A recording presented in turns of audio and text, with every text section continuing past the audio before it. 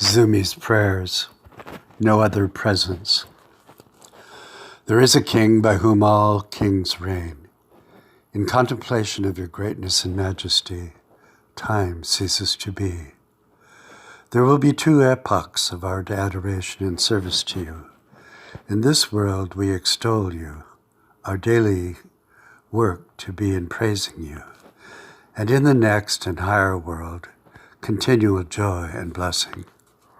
Great is the Lord of all perfections, of infinite presence to us, of power irresistible, and awe-filled majesty. Yours an incontestable sovereignty, your domain illimitable, your glory ever to be seen. Great are you and greatly to be praised, with all that is within us. What solemnity there will be, a world never here imagined.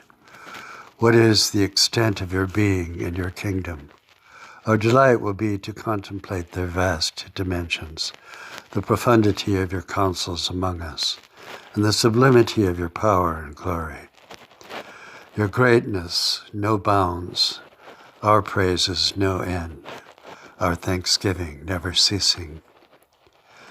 We now, in troubles and temptations, live in fervent prayer, then to grateful praise, the language of holy joy. Already we have seen your goodness and grace, your healing and compassion, your mercy, your grace. The humble and suffering now celebrate. The greatness of all which did occur in history and in the intimacies of our lives will be seen. These to magnify your majesty and to arouse our loyalty. We have honor to say not only King, but my King. Great is the Lord and greatly to be praised, Messiah, King of the world, the King of the kings of it, the King of Zion, of your church and people, of all believers in you, the King of us saints to be in heaven. Chosen out from among the people, fairer than the children of men, the chiefest among 10,000, above angels, creator and the object of all worship, Son of the blessed, God over all, blessed forever, ours to you an unending chorus of praise. In our devotion to you, eternal King, we forget our own mortality, so certain are we of life after death.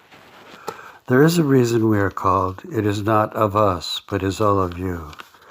Now we are in time and in ceremony, but then will come a worship directly corresponding in an unshadowy form to the heavenly original of God, who is Spirit. You give yourself to us, but remain God. This gift is divine and requires for itself a temple where no other presence shall be tolerated. If we feel that you are to be ours, then we also feel that no one but you can ever be ours in the same exclusive sense. Any similar absorption of ours outside of you would be idolatrous. Weren't we once in young love engrossed fully awakened to the beloved, concentrated, intensified, all forces and desires in utter obliviousness to all other interests? What name shall we give this? A full adjustment of our conscious life to the nature that claims the purposes of God, the joyful subordination of us creatures to you, Creator, and to your glorious kingdom. There will come the time when we inwardly delight in your infinite perfections. Then will our awe and fear be changed into reverence, a humility of spirit. There is a theology of the heart for which all else is blight and starvation. The link between human nature and the divine is the human spirit, which is the shrine of the Holy Spirit. Our every approach to you shall be in spirit. What place, what time, what words, postures, sounds are necessary. All things from without are important only as they aid in abstraction from the sensible world. They elevate our spirit within.